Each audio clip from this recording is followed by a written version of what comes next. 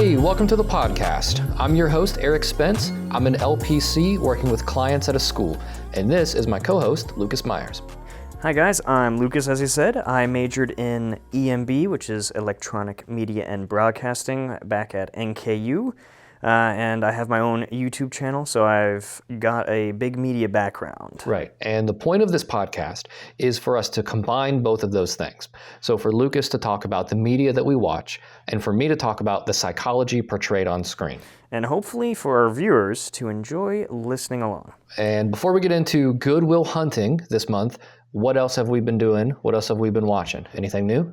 Well, I've been watching some anime. That's like my go-to. I've been watching more anime. I picked up this anime called Gebite, and surprisingly, I picked it up because I found it hilarious what the average score was on the My Anime list page. The average score is 3. Oh no! For some reason, I don't know why. I was just That's like, awful. how is this a 3? Is that a 3 out of 5 or 3 out of 10? And it's like rated as like a drama historical thing, and there was action in it, so I started watching it. I haven't finished it yet. Is that 3 like low or 3 in the middle? Oh, 3 low, like 3 bad. Like 1 is bad, 10 is great, kind of deal. So 3, I was like, wow. I was like, I've rarely see anime that have that low score. I started watching it, and I can kind of tell why.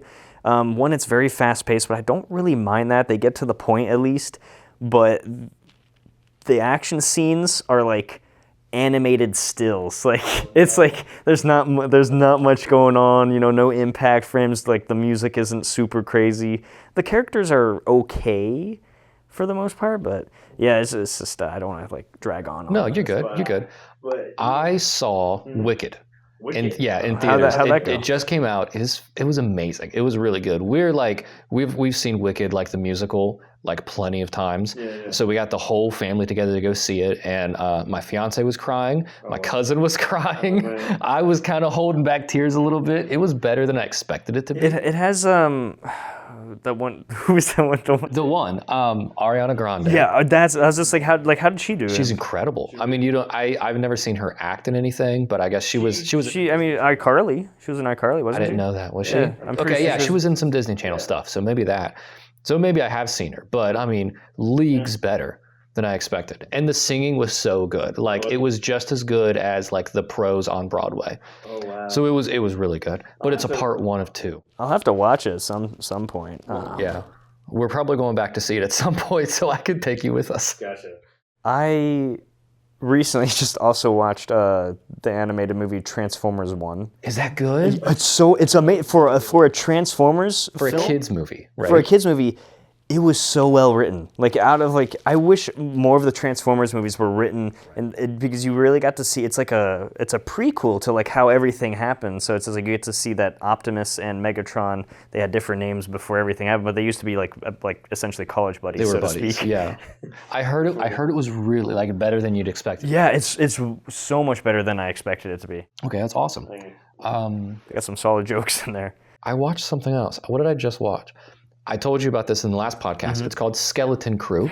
I've been seeing commercials. Did you start it? No, I don't have Disney Plus anymore. Oh crap, that's right. If you ever got Disney Plus, or if you ever came over, it's really good. It's I know you said you hadn't seen Stranger Things. I've seen the first season. Okay, it's kind of like the first season of Stranger Things. So only 2 episodes are out, and basically these kids are on a planet that they've never heard of any other planets in Star Wars, which is weird for Star Wars. Right. No ships are allowed to come and go. They're just on one planet, and it looks a lot like Earth. Like it's suburbs, and they have jobs, and they go to school. But these kids find a starship buried underground, and the autopilot turns on, and they like blast off past the atmosphere. And then everyone was like, that's a crime. You can't go into outer space. Like, what are these kids doing? And then they end up on like a pirate ship. Or they end up on a pirate like docking station, and they're like, we're trying to get back to our home at Aden. And everyone's like, no, Aden is the city of lost treasure. You're not from there. And then they go to pull out their money, and they're like, how do you have ancient money? Where did the money come from? And he was like, this is my lunch money. What are you talking about? So the pirates capture them, and that's where it ends off. But so far, it's a mystery. How are they going to get home? What's going on with their planet? Like, it was really cool. No, that sounds fun. That sounds really fun. A lot of the Disney, like Star Wars stuff, at least, like they got some pretty good ones. Like The Mandalorian is pretty much like one of my favorites. And they're making a movie. The they're next making a season's going to movie? be a movie Wow, instead. okay, cool. So that could be one we go see and we talk about for this. Oh, I would love to. I mean, are there a lot of psychological things to talk I don't know. about? I can make something up. I can find something to talk about. All right. So let's get into Good Will Hunting. Yeah, sure, definitely. So yeah, this episode we're talking about Good Will Hunting, which for our viewers out there, it's surprising this was my first time watching it. For as old as it is, it's like from 1997. Yep, you're right. Yeah, 1997. So 1 year after I was born. 1 year after we were born. Yeah, that's true. Yeah, we were both in 96. All right. So I've got a curveball for you. I want you to explain the plot of the movie with spoilers or without. Okay. Without looking up anything. Just off the dome. Just explain the plot of the movie. Off the dome. What's the dumbest way I can explain this? No. So the plot of the movie, we have our... Man, it's been a while since I watched it, so hold on before I Yeah, we did watch it a few weeks ago. So we have our main character, this troublesome college student, I guess. I wouldn't say teen. Is he a teen? He's 20. He's 20, so... Well, I'll say young adult. Yeah. We have this troublesome young adult who is trying to figure out his life, essentially. He's just being a scallywag, not a scallywag. He's slumming it. Yeah, he's slumming it. He's very smart, though. Yeah, but he's a genius, and he's not using that genius, though. And he's working as, he starts out where we see him working as a janitor, like this professor in this, university, and some university in Boston. I forgot which one it was, but it was like a prestigious university, we'll say, I guess. And he's the janitor there. A professor throws up this really hard math question on the outside board. They're like, whoever can solve this will get my badge of honor as a professor. And this janitor kid comes along and just solves it willy-nilly, and everyone's just like, oh, who solved this? And then, janitor boy wasn't going to admit that, so he just carried on his life, and eventually the professor found out it was the janitor after he put up another question on the board and catches him essentially as he's solving it. And and Will, because the main character, Will Hunting, yeah. Will Hunting is the main character. It just basically tells this guy to F off after he solves this thing, and then this professor then wants to make it his mission to help turn this kid's life around, because he's a genius and he wants to help him. So he tracks the kid down. I could already tell that this kid is bottled off. He's bottled himself off from the world. That he just always thinks everybody is against him. He just doesn't want to be hurt, essentially. Because there's even the scene when he was hanging out with there's a for our viewers. I'm just ranting off because every time I talk about one thing in the movie, you want to bounce to another thing. But before I just keep going into the details of each scene here, because that's how my brain works. I get it. But essentially, Professor wants to help wants to help Will, so he sets out to recruit him, part of his college. I don't think he's even a college student. I think he brings him in as an intern. Right, that's what he wants to make him an or a intern. TA, right? He's a teacher's assistant. Or right, something. but he only does that after Will ends up in jail. Why does he end up in jail again? He punches a cop. Right. Yeah, he gets in a fight. He gets in a fight with officers, so he ends up in jail. And the professor essentially says hey, I can get you out, but you're going to be working for me, and you have to also do therapy. That's what he said. You have to go to therapy, and then so he kept going. He goes through counselor after counselor until he finds the one counselor, Sean, which is played. He's played as by Robin Williams. Plays that, and then Robin basically helps this kid figure out his inner turmoil. Where then the movie wraps up nicely, where the kid finally opens his shell, finds out he knows who he wants to be, what he wants to do, and ends up basically chasing after a girl. Yeah, exactly, which is fine. Spoilers for a 25-year-old movie. Right. If you haven't seen it at this point, which you hadn't. This was your first time seeing it, right? Yes, that was the first time. There was a lot of things to unpack, which after I watched it, I kind of wanted to watch it again But I just Totally, I really don't yeah. have. I really sometimes don't have the time to rewatch things. This was my second time seeing it. And okay. I might have told you this already. Yeah. I saw it for the first time in undergrad when I was learning to be a counselor. It's a good movie for that. And then I didn't see it again. Yeah, I mean, my takeaway was the first time you have a session with a kid, you want to, Robin Williams like chokes him out and he yells at him, and that's what I should be doing. I was just like, he's like, scene. you cut it out, Chief. Like, fuck you, Chief. It was a lot, yeah. Grabbing by the neck. He's like pushing me against the window. He's like, don't you disrespect my wife. I was like, damn. Like, I've never seen Robin Williams so fierce. Angry. Like, Yeah, he was so it was fierce. such good acting. I assume you could talk about that better than me, but it was such good acting in this movie. It was. I guess we could talk about the cast, right? So we have Matt Damon is the main character, Will Hunting. Yep. The main professor is Stellan Skarsgård, who's in a couple of things. I knew I recognized him.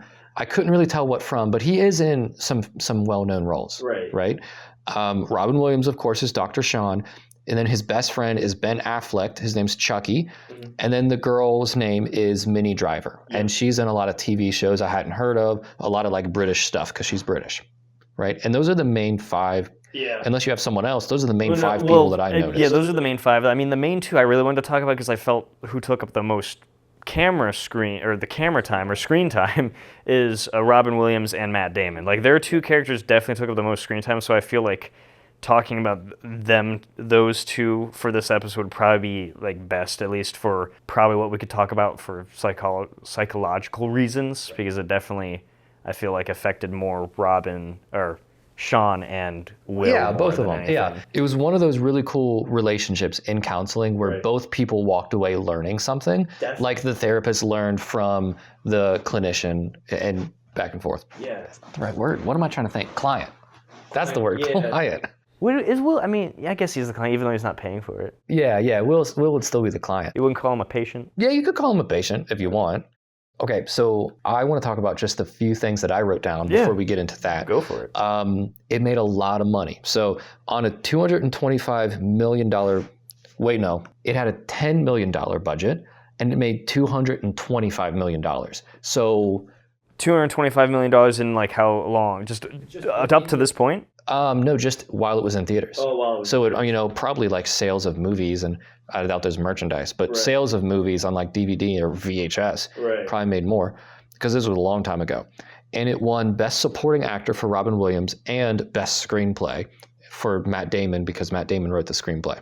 Oh, I didn't know that. That's pretty cool. So those are all the fun facts that I found. So the couple people that I focused on was the director and the editor. I was most intrigued by them. So just starting with the director, so which I was actually very surprised. He was born in Louisville, Kentucky. No, really? Yeah, That's so close to us. Okay. Exactly, we're Kentucky boys ourselves. He was born in the middle of nowhere. What's his name? Oh, right, I didn't even say that, did I? So the director's name is Gus Van Sant, S-A-N-T. Okay. I almost called it Saint, but there's no I in there. Which, a funny fact about Gus is that apparently he often casts the Red Hot Chili Peppers for like the things he directs. Really? Yeah, That's so weird. Yeah, that's like a random thing. I was just like, huh. Are they in this?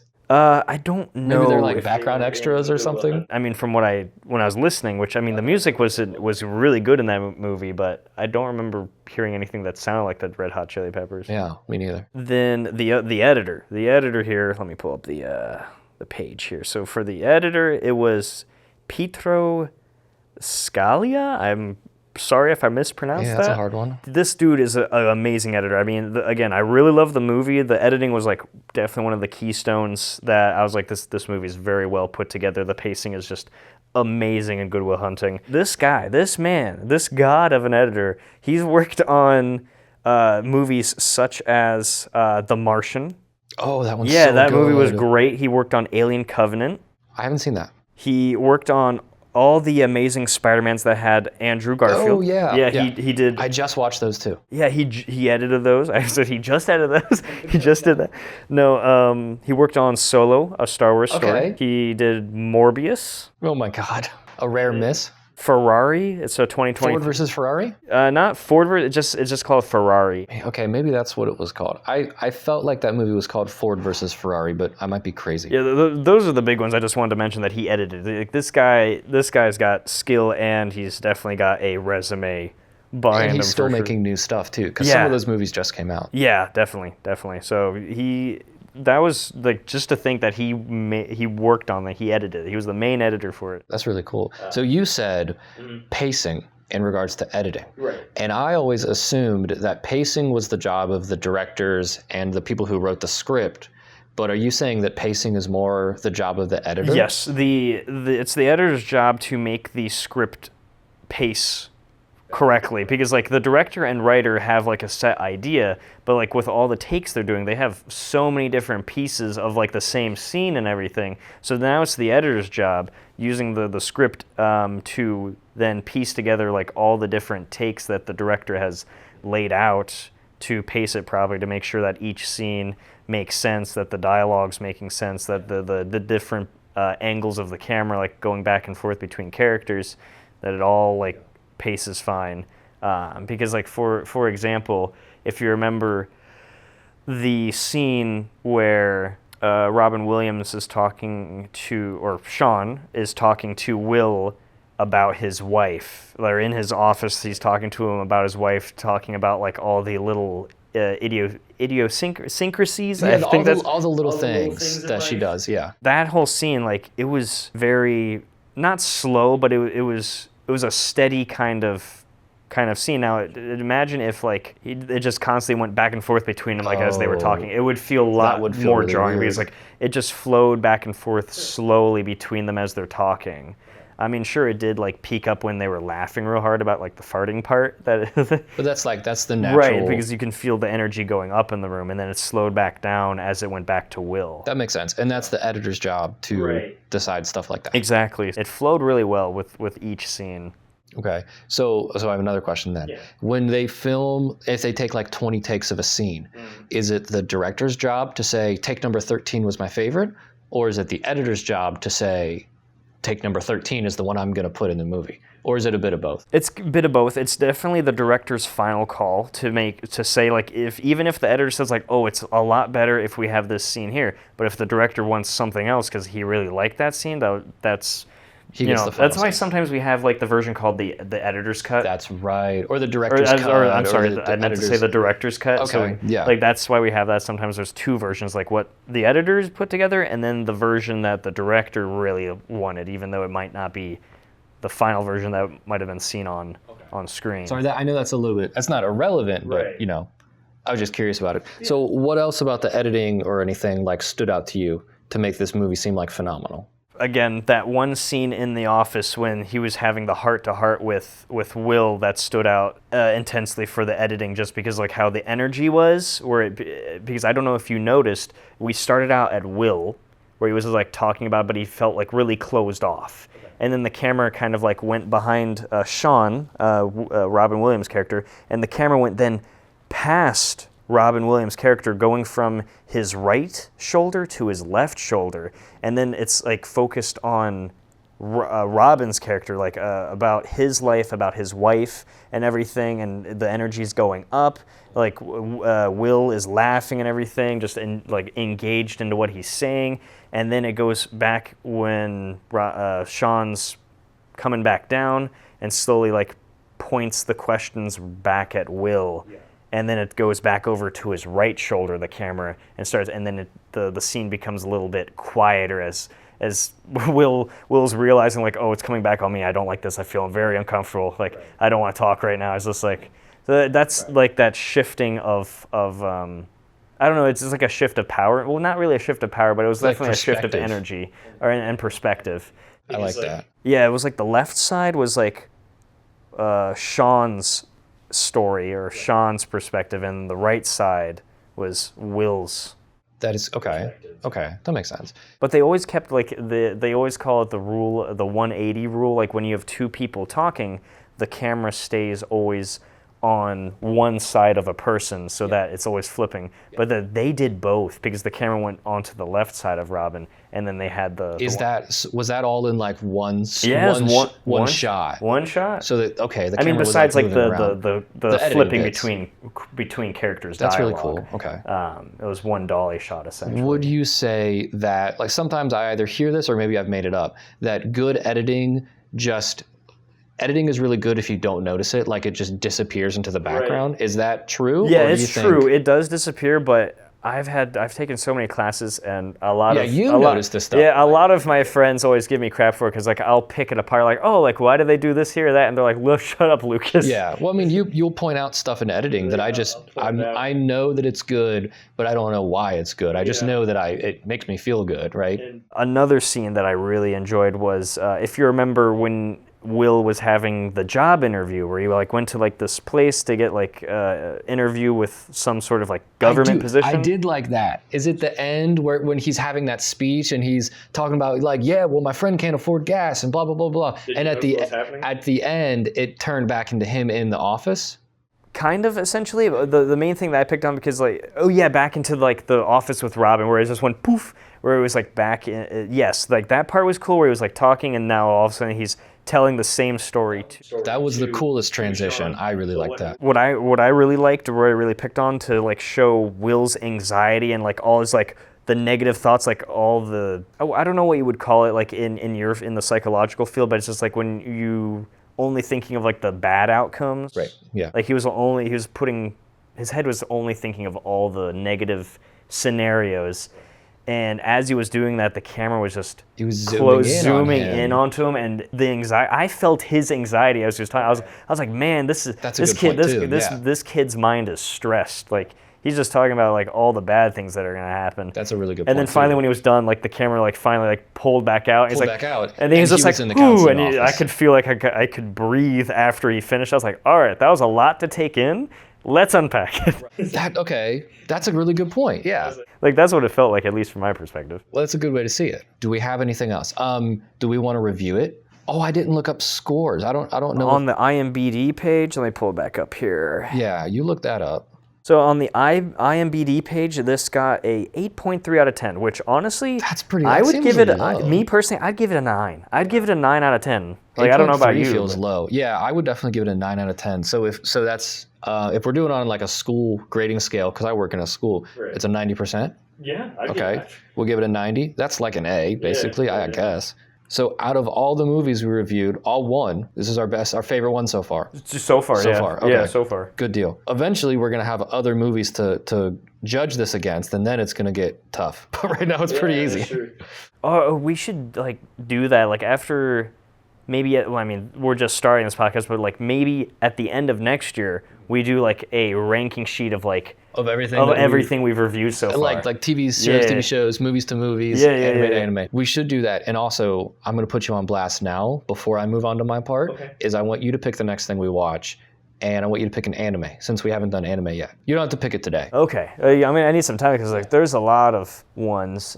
Just make it an anime that's finished. I don't want to watch. Oh yeah, no. It'll probably be an anime movie at least as well, so you don't have to like. I don't mind watching a short show either. Gotcha. We could always watch Psycho-Pass. Psycho-Pass is always. That is a good one. Yeah, it's like. I'm not watching both seasons though. Oh no, I wouldn't recommend the second season. I hate it. Honestly, the first season is a story itself that we could pick apart. I mean, have you already seen it? Yeah. I've seen both. Then we'll have to pick something else. No, I don't care what we watch.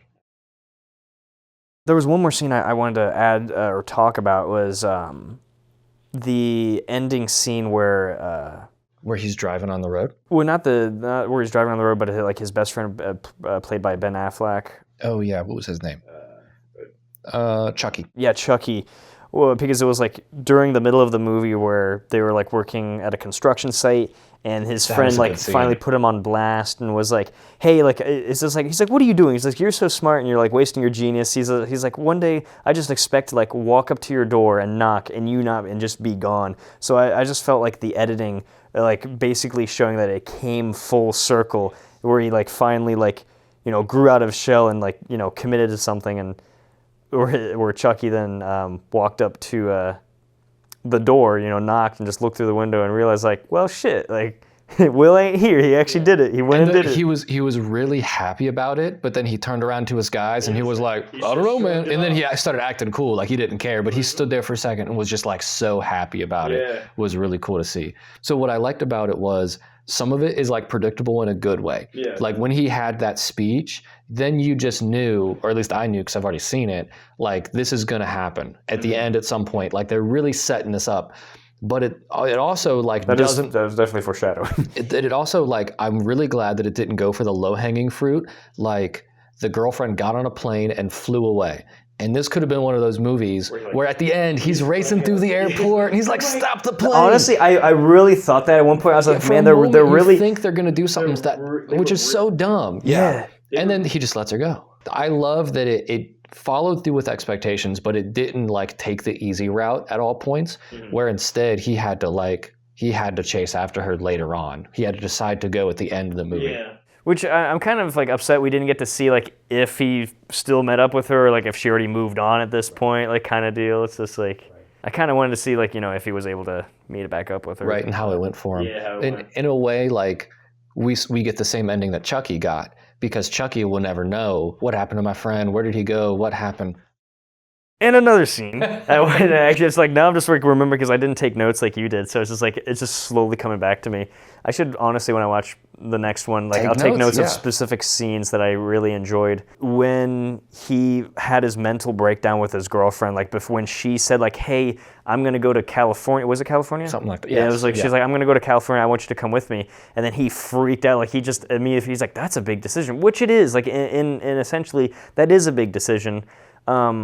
But you know, she's like, yeah, but you love me, like you can come with me. But he was essentially worried. You can see that turmoil, that trust turmoil. It's just like it was like, what if I go with you and then you just decide that you don't want to be with me? And so he was just having a mental freak out. And then when he exploded, like that rage, like when I watched that scene, as far as like from a psychological standpoint, like as he was yelling, like I didn't take it as if him like being mad at her. It's just he was just letting it all out because he was mad with himself. Right. So but he didn't know what to do with all that anger, so he was just like directing it at her. And then we learn later on like how his dad treated him. Yeah. Where like obviously he's not abusing her, he's not like beating on her, but he did like push her against the wall. Yeah, where he was punching the wall. Well, like, yeah, he's punching the wall next to her. That scene like was like I don't know how to explain it. Like it was so much. It was scary. It was a scary scene. It was so intense. Like seeing that kind of rage from a person and like. And she was just taking it and like, I mean, I guess she was scared, but she was just trying to like make him feel better. The way she was like reacting to him, like she saw his hurt, she saw his pain, and yet he just took it as like criticism that she was like essentially making fun of him or like not taking him serious when she was just trying to show him like all this love and support and he just didn't want to accept it. Right. And also like fear of change. Fear of like he just wants to stay. Like he told his friend, I want to stay here. Yeah. We'll raise our kids together. Mm-hmm. We'll take them to Little League. You know, we'll be here in 20 years doing the same thing. Like that fear of anything changing. Exactly. Those are the main scenes that I remember I wanted to talk about because like I feel like those scenes. I mean, based on your notes, I don't know if like any of those like touched base with your notes. I mean, yeah, it all kind of like bleeds in together, right? All right, so the next section is my section where we talk about the psychology behind the movie. Right. And there is so much going on as to be expected in a movie about a guy going to counseling, right? And they really wrote this really well. But as I watched it, instead of picking out like what is Will Hunting dealing with or what is Dr. Sean dealing with, my mind went back to counseling as a whole. How is it portrayed in Good Will Hunting? How accurate is that? Where are the flaws in it, and why do we have counseling, and why did it work, and why does it work in real life? Okay. Right? Yeah. So from what I've seen, people typically come to therapy for symptoms, and the symptoms can be depression, relationship issues, poor self-esteem, and Will Hunting's kind of dealing with all three of those. Definitely. But you'll usually find that the symptoms are a visible expression of a deeper issue. Yeah. Right? So if someone's depressed, anybody could tell them, you know, man, get to the gym, think happy thoughts, eat better, and doing those things would help the symptoms. But they're not going to help the underlying issue. Right. Thank God, because I still have a job. It's not that easy, right? And not all those answers are right for every person. Exactly, right? There's no like one-size-fits-all solution. Exactly. So our depressed person is still left with a deeper issue, even if he's done all these things. And you see it happen to Will where the professor is trying to convince him, change your behavior, go get a good job, stop hanging out with these street rats, but it doesn't work, right? Right. So here's my first major takeaway when I'm watching the movie, and this is a weird one. Our brains are flawed. right? They don't work in the way that we think they should. Mine isn't. Well, yeah, let me tell you. No, And I'm the last person to say that. Really, this is helpful because it normalizes it, right? Our brains do not serve us. Our minds are not our friends. Our brains only operate to keep us alive. Really, we just have survival instincts. Just a battery, that's all. Basically, right. Just trying to keep us around. So we can clearly see this if a client or a friend or even in ourselves, when we continue to use the same unsuccessful strategies and we keep getting bad results. Like, you know the phrase, you cut off your nose to spite your face? I've never heard of that. You've never heard that? No, Okay. what is it? What? You cut off your nose to spite your face? Yes, it's self-sabotage. Oh, yeah. Right? So it's a weird phrase. I don't know where it came from. Someone's got that tattooed, probably. I'm sure they do, right? Spelled wrong. No, spelled with a K. Yeah, exactly. N-O-Z-E or something. So it's self-sabotage is what that means. And we see that a lot in Will, where he's shooting himself in the foot, is another well-known phrase. And it's the perfect reminder that we, and everybody, we have to question, why do we think the things that we do, and don't just assume that our brains always have the right answer. Right. So I'm going to give you a very simple biology lesson that demonstrates this in another way. Okay. There's a part of your brain called the amygdala. It's inside the limbic system. It's shaped like an almond. It's about 3 cubic millimeters in volume, and it's about the size of a shelled peanut. So 1 peanut inside the shell. It's very tiny. And we have 2 of them, one on each side. Each side of what? The left and the right hemisphere of the brain. Okay. And they're connected in the middle. Right. So maybe it sort of looks like a dumbbell. You have a synaptic gap down the middle of your brain. And it's connected by that thing that you described, right? Yeah. I don't know much about biology. No, you're fine. You're fine. That's why I'm trying to explain it all as well as I can. So the amygdala handles our emotional responses. Right. It plays a role in anxiety, fear, aggression, but also a couple weird ones: social communication, unconscious memory, and emotions that relate to memories of our parents. It was a very memories of parenting. That's a really specific category. Yeah, they're very specific. It's a wide range and a lot of oddly specific things that it does. Okay. All of it in just one tiny part of the brain. And because so many of these things are very important to our survival from a super early age, the amygdala is fully developed by 8 months in gestation. So 8 months in the womb, it's already fully developed before we're even born. The amygdala, where is that located again? In the head? The brain. Yeah, but where? Oh, that's a good question. I would say it's in the middle towards the bottom. It's probably behind like the bottom lobes of our ears. Is it a big part of the brain?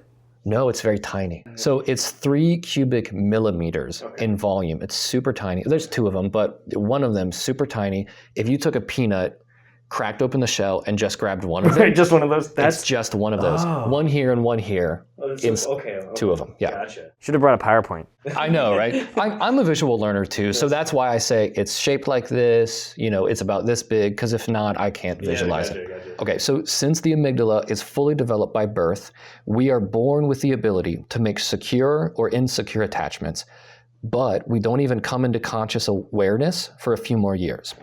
So we're making these attachments and we're not even consciously aware of it yet. So, okay. Dang. So it's just like subconsciously ingrained then. Exactly, okay. Right. This is like from the moment we're born. Right. We're making or not making these attachments.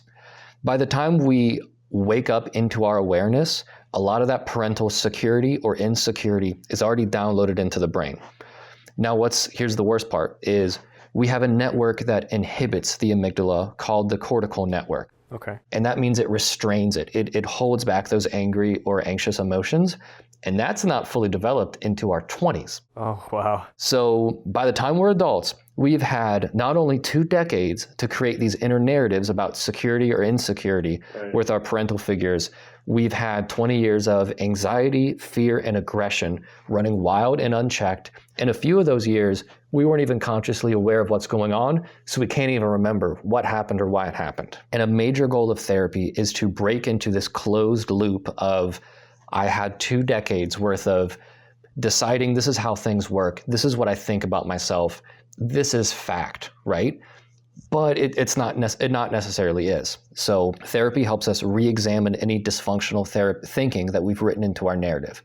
Now take all that information and we look at Will. remember that he turns 21 at the very end of the movie. Right. So those inhibitors on his anxiety and fear and anger, maybe they're just starting to develop. But otherwise, we see a guy who has been in and out of foster home. He's gone to court multiple times for aggression. Right. He's been to jail. Yep. You can easily see him as a young man whose amygdala is constantly firing on high just to keep him alive.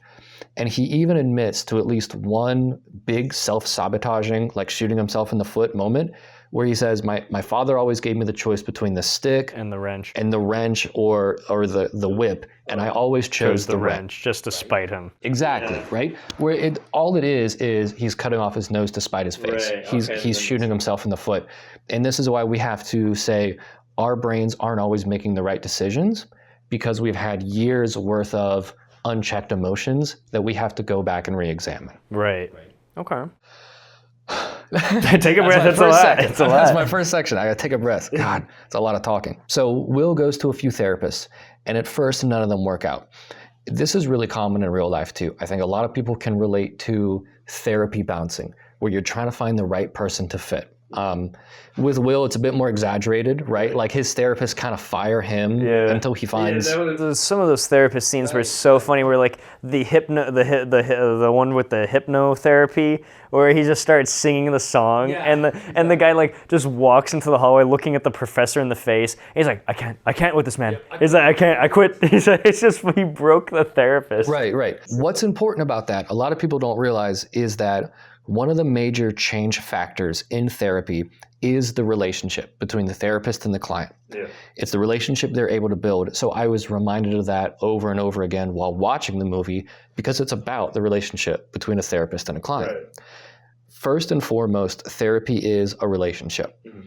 Some people don't love that word, and they call it the therapeutic alliance instead of a relationship. So I'll use both of those interchangeably. When you're going into therapy, the first main goal of the therapist is to make a positive emotional connection, because research shows a positive emotional connection stimulates the metabolic processes that activate plasticity. Plasticity is the brain's ability to change and grow. So I want you to imagine an old-fashioned wooden ruler, right? Okay. If you bend it, or if you try to give it a lot of pressure, it's going to snap. Right, definitely. But then think of those like flexi rulers. Yeah. If you bend them, they flow and then they come back, right? That's plasticity. Until you like curl it up two more and then just stays like it stays. It's the ability to bend and not break. It's the ability to be a bit more flexible. Right. So that's the kind of plasticity that we want for our brains, right? And only a secure emotional attachment allows that to happen, right? If we feel insecure, if we feel unsafe or unhappy in our environments, our brain becomes more rigid. We're not open to flexible thinking or changing what we're going through. Only a safe and attuned connection can lay the groundwork for short-term and long-term modification of the brain. Mm-hmm. So a secure attachment supports flexible, adaptive learning and higher order executive functioning. An insecure attachment supports reactive behavior and rigidity. So not only does creating that good relationship help the therapeutic alliance, but you remember what I said about our insecure or secure relationships as kids, which is something that we can't control, right? Our parents control that. If we have an insecure relationship or a rough childhood, without even remembering what happens, you can see how we'd be prone to being inflexible. I don't really want to change. I'm not wanting to grow in different ways.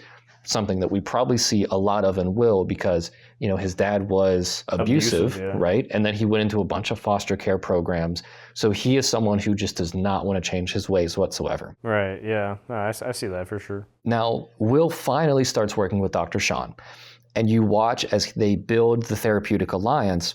Starting off rocky, they had a really rough first session, but I think the change was Dr. Sean was like, I'm not leaving. I'm giving up on him. I'll see you next week. I will be here. You come with me. I can be that stable person in your life. Even if you piss me off, I'll still be here, right? And that's a really big thing for someone like Will to hear is, you can be as mean to me as possible, but I'm not leaving. I'll see you next week, right? Especially like after like where he insulted Sean's wife, and he choked him, and then he didn't expect to see Sean again like the next day, and then he was still there. It's like, oh, come with me. We're gonna go to the lake. We're gonna have a talk. Right, exactly. So our main third point bounces off of that. I felt like I really had to touch on those two things to hammer home one of the main things that we do in counseling. And I can't summarize everything that we do in just this conversation, but the big one that they really show at the end of Good Will Hunting is that therapy helps us rewrite our narratives that we have in our head. Like, they help us rewrite the story that we think about ourselves and the story that we tell ourselves. And this doesn't mean to convince myself that something happened if it never did. Like, it's not hypnotherapy. I want you to believe that you had a happy childhood when you didn't. And it also doesn't mean I'm going to forget the truth, right? We can't change the facts of what happened to us, but we can change our perspective and our understanding of the facts. And I will admit that it seems pointless at first.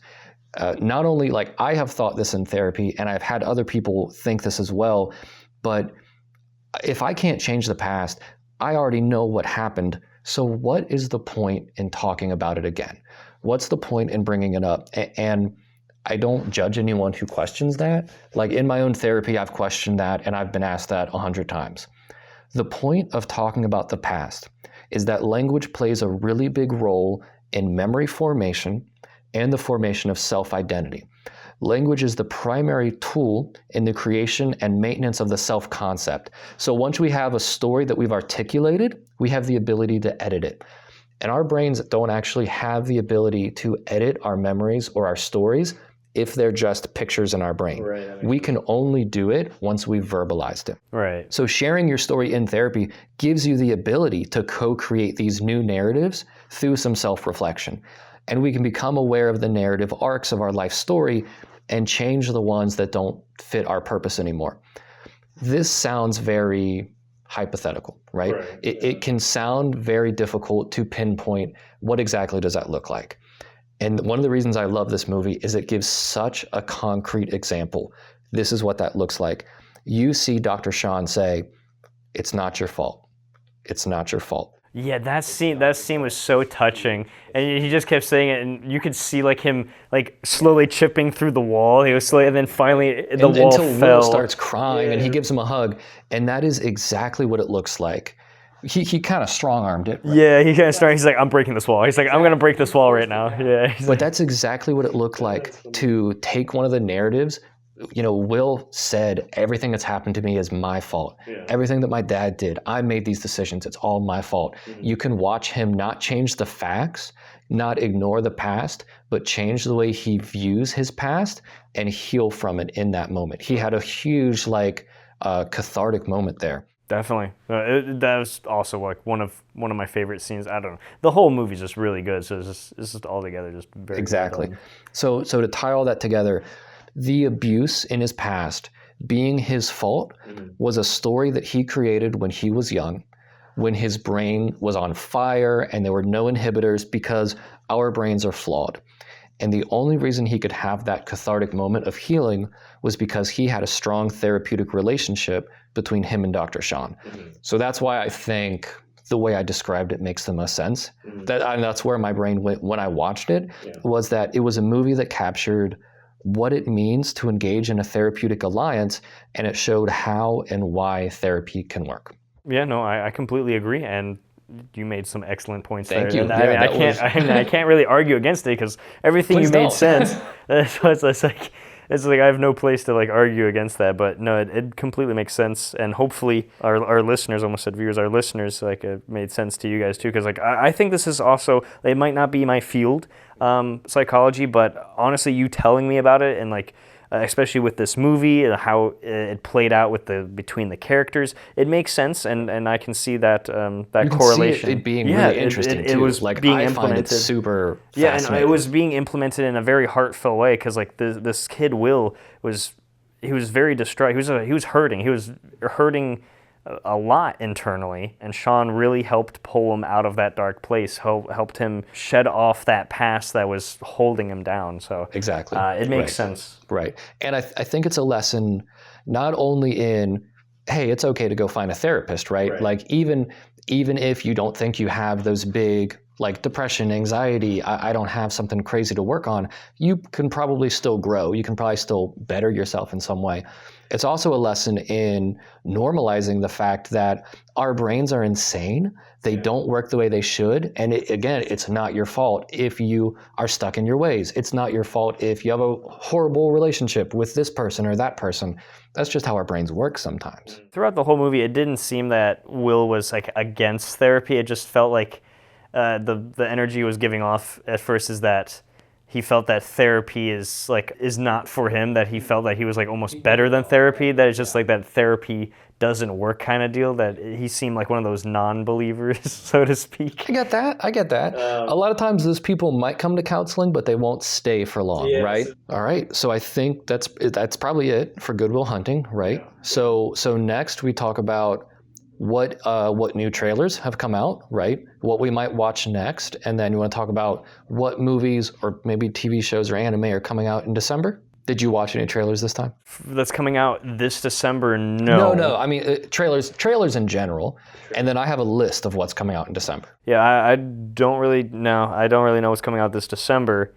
Some stuff I think you're gonna like once I tell you about it. There was a new trailer for the Minecraft movie that I have to shout out. I did see that. But it does actually look a lot better than the first trailer. Okay. Wait, I thought the Minecraft movie didn't come out yet? I thought it already came out, no? No way. Oh, for April 4th, 2025. There was too many videos on TikTok that made it seem like the movie already released. Oh, really? Well, that's because there's a new trailer. Gotcha. And I think the first one was like a teaser trailer, and this was like the full story trailer. That's what confused me when I saw the new trailer, because I saw the new trailer, the Minecraft movie. I thought it was like the Minecraft movie too. I thought they were making this. I was like, man, I already missed the first one. I was like, okay. It's like the other trailers of note, and I know I missed some because I wrote this, and then we had to postpone filming, so I know I missed some stuff. But they're making a Squid Game season 2. I saw that as well. I saw like the poster of it. I didn't know there was a trailer out for it. That's December 26th. So I guess that's also this month, right? I didn't write that one down. And then there's a new Pixar movie. I don't remember what it was about, but it's called Elio. Let me see what that one was about. I think it's about aliens? I don't know. Pixar usually makes really good movies. I just remembered a trailer that I saw that I completely bleeped out of my mind. Because I was like, another one. It's a live action. It's coming out in 2025. How to Train Your Dragon. Oh, I didn't watch that, but I heard about that. Yeah, I mean, the trailer doesn't look bad, but it's just, again, they're implementing CGI and live action. It's just like it's already animated.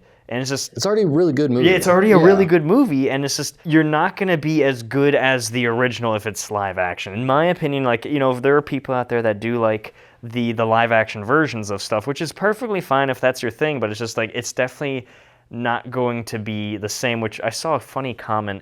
Like, they showed like just a little clip of like the trailer on TikTok, and some comment, there was definitely people like, oh no, another live action, but that one comment, they're like, it's okay guys, like they're going to do it like one for one from the original. I was like, how can you tell that from this 5-second clip? Like, you saw the scene where Hiccup meets Toothless for the first time, and just because that scene is one for one doesn't mean the rest of it is going to be. So. I would honestly say this relates back to seeing Wicked, is if you're going to remake something one for one, what's the point? Yeah, exactly. I think you need to make it better. You need to change something. At the very least, like, live action might serve some kind of purpose that they couldn't do in animation. I can't imagine what it would be, but maybe live action could portray emotions better. Maybe they could do something. Like, they did stuff in the Wicked movie that they couldn't do in the musical. So they added things to it, and everything they added was great.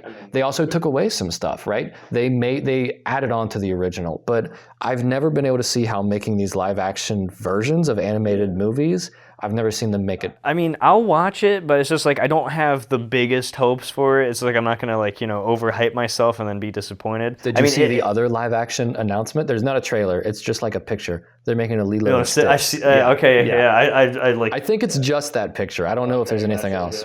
Interesting. I mean, again, we'll see. I mean, it's like the same thing with like the Sonic live action movies. It's like, at first, if you saw that first concept art for Sonic, it was hideous. It was hideous. And then the community, like the actual community was they listened to the fans to like redesign Sonic, which they did, which I don't know if I like how Stitch looks. Honestly, looking at this, I don't know if I like. Let me see it. I don't know if I've really had a good look at it. I don't know if I like that. I mean, he is an alien. Like he is supposed to look weird. Bad, but if you guys are just curious, just look up Lilo and Stitch live action. It'll pull up for you guys. Well, it's funny that you say Sonic because here's what comes out in December. You ready? Yeah, Sonic 3. Oh yeah, I saw the. Yeah, I saw the. Again, I didn't see the trailer. There was a picture on my Instagram of Sonic 3 with Shadow holding Sonic's. And Shadow is Keanu Reeves. Shadow's Keanu Reeves. Yeah, so that'll be pretty good. The other one that comes out in December is another one of those Lion King remakes, but it's a prequel about Mufasa. So I think that's the brother. I don't think I haven't heard of that one. Did you see the Lion King remake? But they did it like to look like it was real life. The first one? Yeah, I didn't watch the first one, but I saw the trailer for the first one. It's in that same style. I don't know. It's just like... But it's a prequel movie. I mean, I didn't see the first one, so I don't know how good it is, and I didn't hear much on it, because like, as soon as I just saw like real lines, I'm like, I don't know. It's just... I feel like it just won't be the same as like... Exactly, yeah. I saw the one they did that, but it was the Jungle Book, where it was like real life, but it was all like CG animals, and I didn't like it, so I stopped watching them. I feel like they're just running out of ideas now. They're like, what movies can we make live action? We'll do Lilo Stitch. We'll do Lion King. We'll do we'll do How to Train Your Dragon. Yeah, exactly. Just keep doing all this. And there's also one anime movie that I saw that comes out in December. It's the Lord of the Rings one. The War for Rohirrim is an anime film that comes out in December. So I probably will watch that. Speaking, which I completely forgot what I could have talked about earlier. Anime show that I've been already watching, it's not coming out, it's already out, is there's a Lara Croft Tomb Raider anime. Really? It's on Netflix. I started watching the first episode. It's not bad. Okay. It's honestly what you expect from like a Tomb Raider thing. It takes place after the first game, because I've played the first game and I get the feeling it takes place after that, or maybe it takes place after all three games, I'm not sure, but it definitely gives you kind of like a recap with as it plays out in the first episode. So. Okay, very nice. All right, so of the stuff coming out in December, are we expecting to watch any of this? Not for the podcast, but if you had to watch one of anything in December, I'm guessing you would say Sonic 3, because I think you saw 1 and 2. Yeah, I've seen the first Sonic. I haven't watched the second one. I'll probably watch. I mean, I need to catch up, but I'll probably watch it just because like I liked the first one, so I didn't have any problems with it. Okay, I'm definitely going to see The War for Rohirrim. I'm going to try to see if I can convince our friend Daniel to go see it. I got so many other anime that I still need to catch up on that I just keep adding more and more to the list. Well, it's an anime movie and it's coming out like in theaters. Okay. So I'm just going to make a big event of it and go see it. Well, we can talk about it after, but it's just like whenever you're going, like we can go together. It comes out. Maybe it's already out. No, December 13th. It comes out next week. I wish I came a little bit more prepared with like movies coming out. Yeah, you gotta watch trailers. Yeah, I gotta watch trailers. So there's no anime coming out in December. Like no, I'm guessing no new. I mean, there's always anime coming out. It's just like people don't. That's usually they fall under the radar unless it's like big, like Dragon Ball or One Piece or something going on. Usually it has to be really liked even by like the Japanese like community for anime that'd be like, oh, this is, because then everything they like gets sent over here and then the community here reacts to their communities. Okay. So nothing that you know of? Nothing that I know of. I mean, I can talk about games. I know games that are coming out this December. So what games are coming out in December? So supposedly the extension, Warframe's already out, but like they're doing this new huge update called Warframe 1999 of like, it's like a prequel or whatever you want to call it, to like how the Warframes were created. Apparently, with the little teaser that they threw out, is that the Warframes used to be human. So it's just like showing like how these humans, that they were corrupted by this like virus that slowly like turned their bodies into these frames. I don't know much about games. I don't know what other games. So I will make a section for you to talk about new games. Yeah, we can do that if you too. want. If that's more of what you know about. If I just watch more trailers, like I can do trailers. It's not a problem. I think December is a bad time for new stuff. Like December and January, like nothing good comes out. I also got a bunch of other things going on right now too, so I just I was lazy with looking up stuff. I get it. Okay. The only video game that looks like really well known that's coming out in December, they're making an Indiana Jones game. I heard of that. Indiana Jones and the Great Circle, and it's got. Isn't that not Lego? I thought it was Lego. Is Nope. it not Lego game? It's like a live action game. game. And I think it's made by a good company. I don't remember who's making it, but I feel like that was like hotly anticipated. Okay. And that's the only one that I see that's even coming out that I recognize. I may play it. I don't know. When I saw, like, because I heard at least that the Indiana Jones game was coming out, I don't know why. It just made me want to, like, pick Lego Indiana Jones back up. That was, like, a really good Lego game. Were they? It was. Or was it? Nice. Yeah. Just that one game. I'm surprised they didn't make any more Lego Indiana Jones. Yeah. I don't know. I think that's about it. So we'll be here same time next month. We'll do an anime next time. Lucas has got to pick it, and then we got to watch it. We still need to decide on that. Yeah. And then the next thing that we're doing, though, is going to be talking about the top 10 movies of 2024, right? You're going to put together the same quiz that we did last time, but for me, right? That'll be our next video. Yep. Sure. All right. Good deal. Then we are done here. See y'all next time. Peace.